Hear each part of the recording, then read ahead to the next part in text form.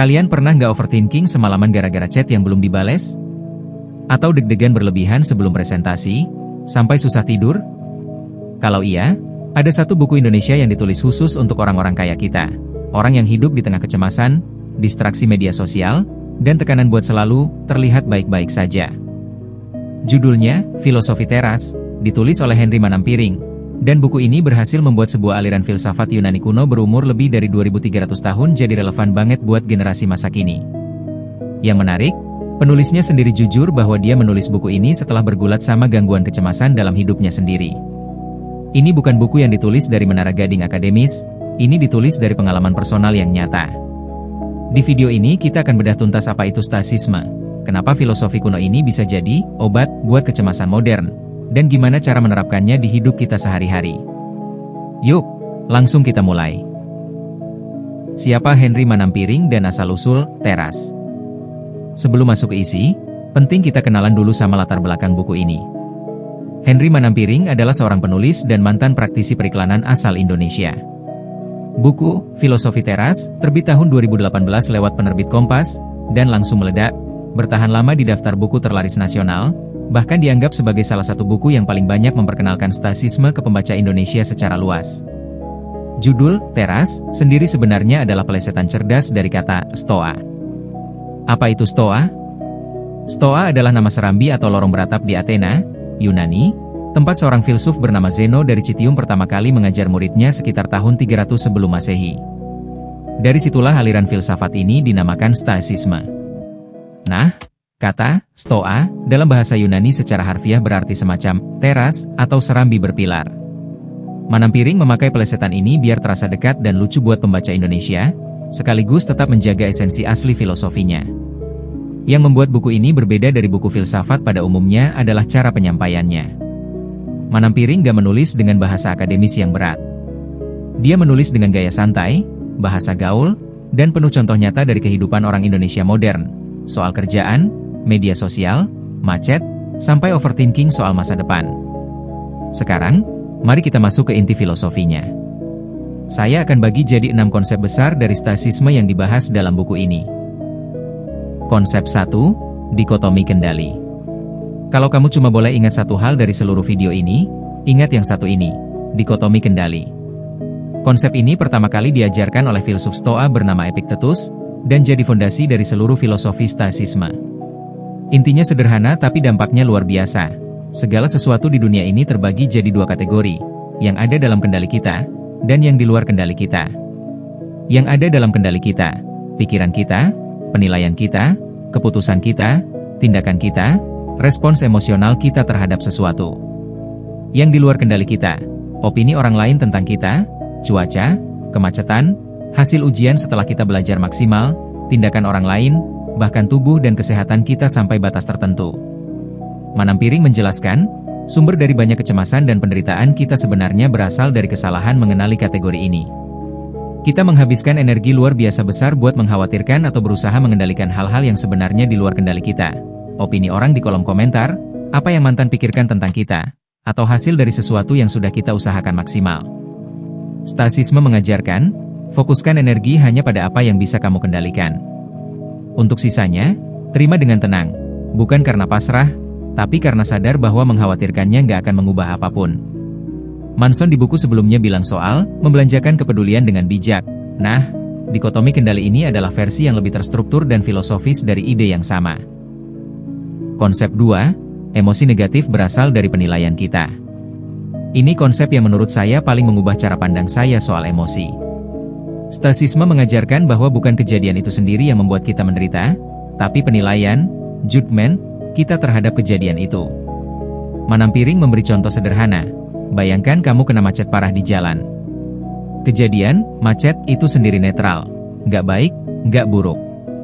Tapi begitu kita menilai, macet ini menyebalkan, ini merusak hari saya, ini nggak adil, disitulah muncul kemarahan dan stres. Orang lain, dalam kemacetan yang sama persis, bisa aja tetap tenang, karena penilaian mereka terhadap kejadian itu berbeda. Mereka mungkin berpikir, ya udah, ini di luar kendali saya, mendingan saya dengerin podcast aja. Ini bukan berarti stoasisme mengajarkan kita untuk menyangkal perasaan atau berpura-pura nggak apa-apa. Justru sebaliknya, Stasisme mengajak kita untuk sadar dan mempertanyakan penilaian otomatis yang muncul di kepala kita, sebelum penilaian itu berubah jadi emosi yang menguasai kita. Manampiring menyebut proses ini sebagai melatih jarak antara kejadian dan reaksi kita. Ada celah kecil antara sesuatu terjadi dan kita bereaksi terhadapnya. Dan di celah itulah kita punya kekuatan untuk memilih respons kita, bukan sekadar bereaksi secara otomatis. Ini butuh latihan terus-menerus. Tapi begitu kita mulai terbiasa mempertanyakan penilaian kita sendiri, kita jadi jauh lebih tenang menghadapi hal-hal yang dulunya bikin kita gampang meledak atau cemas berlebihan. Konsep 3, 4 kebajikan utama Stoa. Selanjutnya, buku ini membahas apa yang jadi tujuan hidup menurut Stoicisme, yaitu mengejar 4 kebajikan utama. Pertama, kebijaksanaan. Ini soal kemampuan membedakan mana yang baik, buruk, dan netral dalam hidup, termasuk kemampuan mengambil keputusan yang rasional, bukan berdasarkan emosi sesaat. Kedua, keberanian. Bukan cuma soal keberanian fisik, tapi juga keberanian moral. Berani menghadapi ketakutan, berani mengatakan kebenaran, berani mengambil tindakan yang benar meskipun sulit atau tidak populer. Ketiga, kesederhanaan atau pengendalian diri. Ini soal kemampuan mengendalikan hasrat, keinginan, dan impuls kita. Gak gampang tergoda oleh kesenangan sesaat yang justru merugikan diri sendiri dalam jangka panjang. Keempat, keadilan. Ini soal bagaimana kita memperlakukan orang lain secara adil, jujur, dan berkontribusi positif untuk komunitas serta masyarakat di sekitar kita. Manampiring menjelaskan bahwa menurut Stoicisme, hidup yang baik, dalam bahasa Yunani disebut eudaimonia, dicapai dengan hidup selaras dengan keempat kebajikan ini, bukan dengan mengejar kekayaan, ketenaran, atau kesenangan semata. Yang menarik, keempat kebajikan ini semuanya ada dalam kendali kita sepenuhnya. Kita nggak butuh validasi orang lain atau keadaan tertentu untuk bisa bijaksana, berani, punya kendali diri, atau adil. Ini sejalan banget dengan konsep dikotomi kendali yang kita bahas sebelumnya. Konsep 4, Premeditatio Malorum. Bagian ini agak unik dan mungkin terdengar aneh di awal, tapi dampaknya kuat banget. Istilahnya, Premeditatio Malorum, dalam bahasa Latin artinya kurang lebih, membayangkan lebih dulu hal-hal buruk yang mungkin terjadi. Terdengar pesimis? Manampiring menjelaskan bahwa ini justru kebalikannya. Latihan ini bukan untuk membuat kita takut atau cemas, tapi untuk mempersiapkan mental kita menghadapi kemungkinan-kemungkinan buruk, sehingga kalau hal itu benar-benar terjadi, kita nggak kaget dan lebih siap menghadapinya dengan tenang. Selain itu, latihan ini juga punya efek samping yang indah. Ketika kita membayangkan kehilangan sesuatu atau seseorang yang kita sayangi, kita jadi lebih bersyukur dengan apa yang kita miliki saat ini. Filsuf Stoa percaya bahwa banyak orang jadi terlalu terbiasa dengan kenyamanan mereka sampai lupa mensyukurinya, dan baru sadar nilainya ketika sudah hilang. Manampiring memberikan contoh latihan sederhana yang bisa kita praktikkan. Sebelum memulai hari, coba luangkan waktu sebentar untuk membayangkan skenario-skenario yang mungkin gak berjalan sesuai rencana. Bukan untuk membuat kita paranoid, tapi supaya kita punya peta mental dan gak gampang panik kalau rencana kita gak berjalan mulus. Ini adalah salah satu teknik yang sekarang juga sering direkomendasikan dalam psikologi modern, termasuk dalam terapi kognitif perilaku, CBT, untuk mengelola kecemasan tentang masa depan. Konsep 5, Amor Fati, mencintai takdir. Konsep berikutnya yang dibahas adalah Amor Fati, sebuah frasa Latin yang berarti mencintai takdir.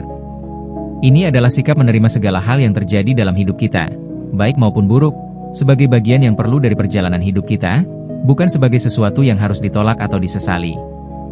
Manampiring menjelaskan bahwa Amor Fati bukan berarti kita jadi pasrah atau berhenti berusaha. Bedanya jelas, kita tetap berusaha semaksimal mungkin untuk hal-hal yang ada dalam kendali kita. Tapi begitu hasilnya keluar, apapun hasilnya, kita menerimanya dengan lapang, bukan dengan penyesalan berkepanjangan. Prinsip ini berhubungan erat dengan dikotomi kendali yang kita bahas di awal. Karena banyak hal dalam hidup memang di luar kendali kita. Sikap paling sehat adalah menerima kenyataan itu apa adanya, sambil tetap fokus memberikan yang terbaik pada bagian yang bisa kita kendalikan. Ini bukan soal menyerah pada keadaan. Ini soal berdamai dengan kenyataan bahwa hidup gak akan selalu berjalan sesuai rencana kita, dan itu bukan akhir dari segalanya. Konsep 6, Stoicisme dan kesehatan mental modern. Bagian yang menurut saya paling menyentuh dari buku ini adalah bagaimana Manampiring menghubungkan filosofi kuno ini dengan kecemasan generasi modern. Dia berbagi pengalaman pribadinya melewati masa-masa sulit dengan gangguan kecemasan, dan bagaimana prinsip-prinsip Stoicisme membantunya membangun kerangka berpikir yang lebih stabil. Manampiring juga menyinggung bagaimana media sosial memperparah kecemasan kita di era sekarang. Perbandingan sosial yang konstan, notifikasi yang gak pernah berhenti, dan tekanan untuk selalu tampil sempurna di depan publik. Menurutnya, prinsip dikotomi kendali jadi semakin relevan justru di tengah dunia yang penuh distraksi seperti sekarang. Karena kita perlu terus-menerus mengingatkan diri sendiri, apa yang benar-benar dalam kendali kita, dan apa yang cuma bikin kita capek mikirin tapi nggak bisa kita ubah. Penting dicatat, buku ini bukan pengganti bantuan profesional untuk siapapun yang mengalami masalah kesehatan mental serius.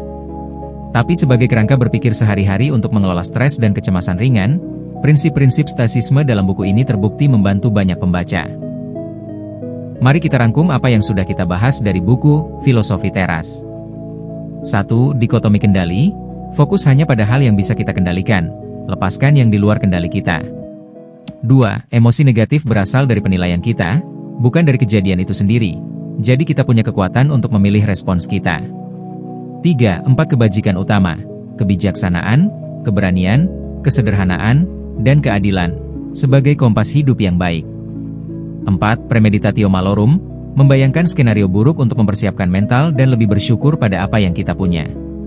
5. Amor fati, menerima dan mencintai apapun yang terjadi dalam hidup, sambil tetap berusaha maksimal pada hal yang bisa kita kendalikan. 6. Stoicisme yang berumur ribuan tahun ternyata sangat relevan untuk mengelola kecemasan di era modern yang penuh distraksi. Yang membuat buku ini istimewa adalah bagaimana Henry Manampiring berhasil membawa filosofi kuno yang berat jadi terasa dekat dan bisa langsung dipraktikkan oleh siapapun, tanpa perlu latar belakang akademis filsafat. Kalau kalian ngerasa video ini bermanfaat, tulis di komentar, konsep mana yang paling relate sama hidup kalian saat ini? Jangan lupa like, dan subscribe kalau kalian mau lihat pembahasan buku-buku self-development dan filosofi lainnya. Terima kasih sudah nonton sampai akhir. Sampai jumpa di video berikutnya.